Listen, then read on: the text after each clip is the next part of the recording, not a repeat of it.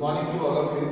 We are going to start the class 10 chapter biology, subject biology, and chapter 15 our environment. There are two types of components in our environment, abiotic component and biotic component. Abiotic component includes three parts: air, water and land, जिसको हम atmosphere, hydrosphere और lithosphere के नाम से भी जानते हैं. That is called as biosphere. तीनों का कॉम्बिनेशन होता है बायोस्फीयर. एटमॉस्फेयर में एयर, हाइड्रोस्फीयर में वाटर और लिथोस्फीयर में लैंड होती है. और एबायोटिक में, एबायोटिक कंपोनेंट में नॉन लिविंग आते हैं, नॉन लिविंग कंपोनेंट्स आएंगे इसके अंदर, जबकि बायोटिक कंपोनेंट्स में लिविंग कंपोनेंट्स आएंगे और प्रोड्यूसर्स, कंज्यूमर्स और ये इंक्लूड होंगे. ठीक है. और कंज्यूमर्स में बायोटिक मतलब लिविंग कंपोनेंट्स आएंगे इसके अंदर. और लिविंग के अंदर आपके लिविंग जो है वो है प्रोड्यूसर्स, कंज्यूमर्स. और प्रोड्यूसर्स प्लांट्स होते हैं सारे. Plants are included in producers. And consumers में आते हैं herbivores, carnivores, omnivores and decomposers. अब क्या है, प्रोड्यूसर्स और कंज्यूमर्स, ये दो इंपॉर्टेंट पार्ट है बायोटिक कंपोनेंट के. और कंज्यूमर्स में जो हर्बीवोर्स आते हैं या हर्बीवोर्स, उनको बोलते हैं जो प्लांट्स खाते हैं, जो प्लांट्स पे डिपेंडेंट है फॉर फूड. और कार्निवोर्स उन्हें बोलते हैं जो हर्बीवोर्स पे डिपेंडेंट है फॉर फूड. और ओमनिवोर्स जो प्लांट और एनिमल्स दोनों को खाते हैं, तो वो ओमनिवोर्स है.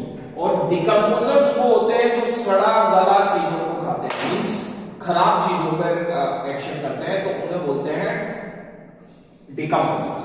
ठीक है. तो decomposers are those which act upon the different waste materials, जैसे पैरासाइट्स, तो जैसे आपके डिफरेंट माइक्रो ऑर्गेनिजम्स जो डिकम्पोजर्स कहलाते हैं. ये डिकम्पोज करते हैं वेस्ट मटेरियल्स को. तो ये हमारा चैप्टर का स्टार्टिंग है, आवर एनवायरनमेंट. अच्छा, यहां पर एक टर्म आती है हमारे इस चैप्टर में, और वो टर्म है इकोसिस्टम. अब इकोसिस्टम क्या होता है?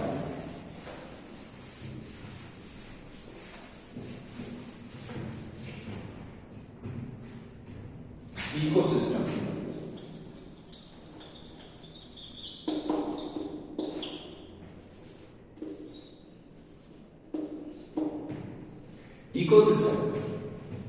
इकोसिस्टम जो है वो हमारा पूरा जो बायोटिक और एबायोटिक जो कंपोनेंट्स हमने पढ़े, वो और उनका आपस में इंटरेक्शन, ये कहलाता है ecosystem.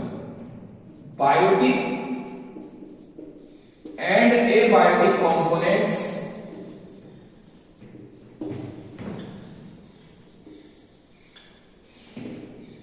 and their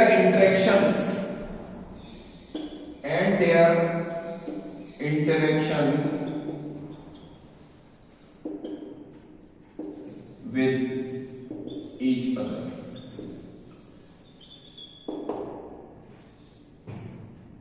Their interaction with each other, तो उसे बोल देंगे हम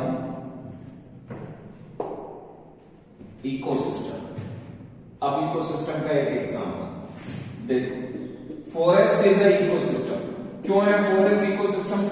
क्योंकि फॉरेस्ट में प्लांट्स भी हैं, एनिमल्स भी हैं, और वो एयर पे भी डिपेंडेंट है, वाटर पे भी डिपेंडेंट है, और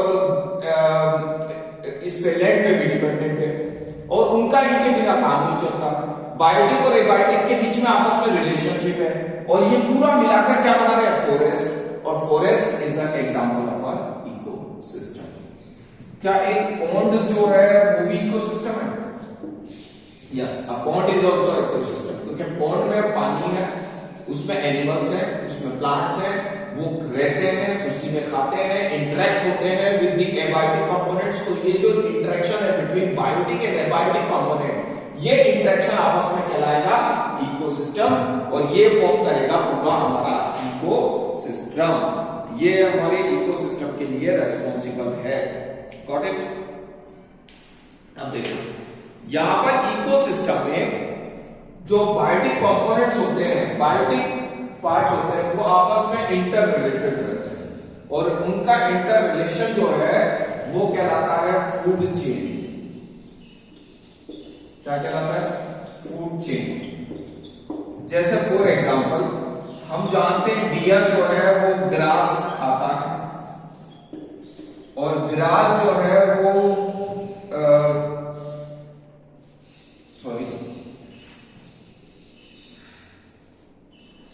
डियर जो है वो ग्रास के ऊपर डिपेंडेंट है for food and grass is for food sunlight पर डिपेंडेंट है। ठीक है, आपको पता है जो डियर है वो जो ग्रास है वो डियर खाता है, grass is eaten up by deer and deer को खाता है लॉयन। तो ये आपस में फूड के लिए इंटरकनेक्टेड हो गए। ये जो इंटरकनेक्शन है for food, this is called as food chain. इसको क्या कहा जाता है? Food chain. तो ये एक तरीके की फूड चेन है कि फूड चेन मतलब फूड ट्रांसफर हो रहा है from grass to deer, deer to lion, तो इसको बोलते हैं फूड चेन। तो the transfer of the food from one producer और one biotic component to another biotic component. अब यहां पर क्या होता है, फूड ट्रांसफर का जो लेवल होता है ये पहला लेवल है जो इसे बोलते हैं ट्रॉफिक लेवल। यहां पर एक लैंग्वेज यूज की जाती है ट्रॉफिक लेवल। तो ये फर्स्ट ट्रॉफिक लेवल है, ये सेकंड ट्रॉफिक लेवल है, ये थर्ड ट्रॉफिक लेवल है। ठीक है, तो ये कहा जाता है कि when food is transferred from one trophic level to another and from another trophic level to next trophic level, it is called as food chain. For food, grass is connected with deer and deer is connected with loin, and loin is connected with deer and deer is connected with grass. This chain of food transfer is called as food chain. मगर अब मुझे एक बात बताओ, forest में क्या dear को खाने वाला सिर्फ लोयन ही है? नहीं नहीं, डियर को फॉक्स भी खाता है और दूसरे बड़े जो एनिमल्स हैं वो भी खा जाते हैं डियर को। और क्या ग्रास खाने वाला सिर्फ डियर है? नहीं, ग्रास को खाने वाला तो बहुत सारे एनिमल्स हैं। घास के बिना तो जंगली बफेलोज हैं, आपके ग्रास हॉपर्स हैं, बहुत सारे दूसरे एनिमल्स हैं जो ग्रास पे डिपेंडेंट है।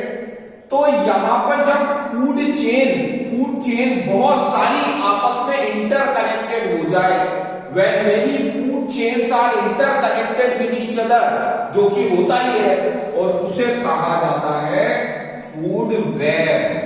फूड वेब मतलब फूड चेन्स का जाला, बहुत सारी फूड चेन्स आपस में कनेक्टेड होना, this is called as food web. Got it? तो food chain and food web ये होता है। अब इसके बाद यहां पर एक बहुत इंपॉर्टेंट बात, फूड वेब के बाद food chain and food web. Food chain के अंदर जो एनर्जी ट्रांसफर होती है, मतलब जितनी एनर्जी इसको मिलती है हर लेवल को, हर ट्रॉफिक लेवल को जितनी एनर्जी मिलती है, सिर्फ जैसे ग्रास ऊपर है, ग्रास है, इस ग्रास को जो सनलाइट मिल रही है उस सनलाइट का ये सिर्फ 1% ही एब्जॉर्ब कर रहा है, 1% ऑफ सनलाइट को ही यूज कर रहा है। ठीक है, ये सिर्फ 1% को ही यूज कर रहा है और बाकी को लॉस कर रहा है। 99% of sunlight is waste, only 1% is used up by grass for transferring to next trophic level. बात समझ में आ गई? मतलब 99% सनलाइट से कोई लेना देना नहीं है, सिर्फ 1% सनलाइट ग्रास यूज कर रहा है और उसको ट्रांसफर कर रहा है to the next trophic level. बात समझ में आ गई? अब यहां पर आने के बाद ग्रास जो है, जितनी एनर्जी इसके पास है उसका सिर्फ 10% ही यूज कर पाता है और उस 10% को ही ट्रांसफर कर पाता है नेक्स्ट लेवल तक। This law is called as 10% law. This law is called as 10% law. मतलब फॉर एग्जांपल, मैं आपको यहां पर एग्जांपल देता हूं। देखो, मान लो यहां पर 1000 जूल एनर्जी है, तो सिर्फ इसका 10% ही अवेलेबल होगी डियर को, मतलब यहां पर सिर्फ 100 जूल ही पास होगी और इसके बाद इसके अंदर ओनली 10 जूल ही बचेगी ट्रांसफर होने के लिए। तो ये जो 10% लो है, this law is called as 10% law, और इस लो के according trophic level to the another trophic level. बात समझ में आ गई? अब ये जो ट्रॉफिक लेवल है ना, इनको हमारे बायोलॉजिकल लैंग्वेज में भी नाम दिया जाता है। और क्या नाम दिया जाता है वो देखो। इस फर्स्ट ट्रॉफिक लेवल को बोलते हैं, फर्स्ट ट्रॉफिक लेवल को बोलते हैं, ज्यादातर कौन से होते हैं फर्स्ट ट्रॉफिक लेवल पे? प्रोड्यूसर्स। प्रोड्यूसर्स मतलब प्लांट्स, ठीक है। और सेकंड ट्रॉफिक लेवल आपका कौन सा होता है? कंज्यूमर्स। अब कंज्यूमर्स में भी दो तीन है, प्राइमरी कंज्यूमर्स। प्राइमरी कंज्यूमर्स में आते हैं आपके हर्बीवोर्स, जो प्लांट खाते हैं। क्या खाते हैं? ईट प्लांट्स, हर्बीवोर्स। और थर्ड ट्रॉफिक लेवल में आते हैं आपके सेकेंडरी कंज्यूमर्स।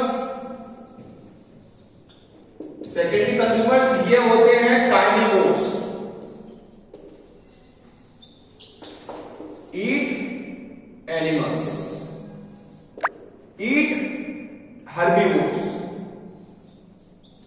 हर्बीवोर्स को खाते हैं, इनको खाते हैं, ठीक है। और फोर्थ ट्रॉफिक लेवल जो होता है वो होता है टर्शरी कंज्यूमर्स। टर्शरी कंज्यूमर्स, और टर्शरी कंज्यूमर्स में आते हैं फाइनली टॉप कंज्यूमर्स बोलते हैं इनको। टर्शरी कंज्यूमर्स में आते हैं टॉप कंज्यूमर्स, और टॉप कंज्यूमर्स में भी कार्निवोर्स ही आते हैं। कार्निवोर्स जैसे लॉयन, टाइगर वगैरह, that is top consumers.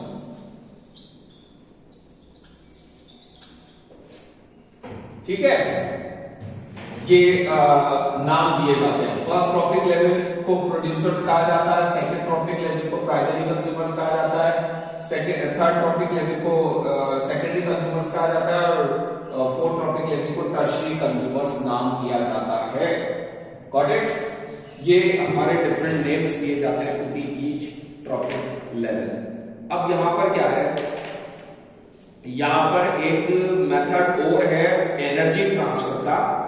Energy transfer को ट्रॉफिक लेवल्स को पिरामिड्स की फॉर्म में भी शो किया जाता है। Trophic levels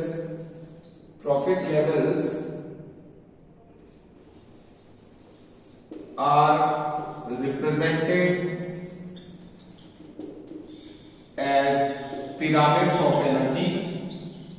pyramids of energy कैसे कि इस तरीके का पिरामिड बना दिया जाता है, और इस पिरामिड में मेंशन कर दिया जाता है एनर्जी के अकॉर्डिंग कि सबसे ज्यादा एनर्जी किसके पास होती है? सबसे ज्यादा एनर्जी होती है प्रोड्यूसर के पास। ये बड़ा है ना इसका कॉलम, ये बड़ा है कॉलम इसका, तो इसलिए सबसे ज्यादा एनर्जी होती है प्रोड्यूसर के पास, नहीं। फिर उससे कम होती है प्राइमरी कंज्यूमर, फिर सेकेंडरी कंज्यूमर,